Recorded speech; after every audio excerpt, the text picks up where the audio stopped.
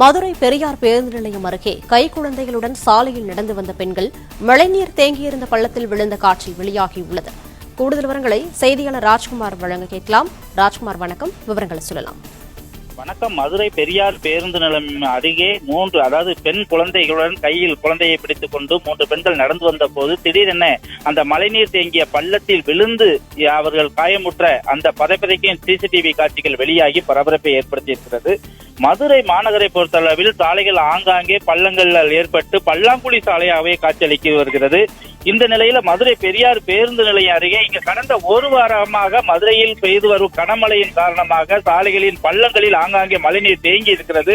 குளம்போல் தேங்கிய மழை நீரையும் கடந்து செல்லும் போது வாகன ஓட்டிகளும் அந்த பள்ளத்தில் விழுந்து எழுந்து செல்லக்கூடிய நிலையில இன்று காலையில மதுரை பெரியார் பேருந்து நிலையம் அருகே சாலையில் தேங்கிய மழை நீரில் கை குழந்தையுடன் நடந்து சென்ற பெண் அந்த பள்ளத்தில் விழுந்து எழுந்தக்கூடிய அந்த காட்சிகளானது பதைப்பதைக்க வைக்கக்கூடிய காட்சியானது சிசிடிவி கேமராவில் வெளியாகி பரபரப்பை ஏற்படுத்தி இருக்கிறது.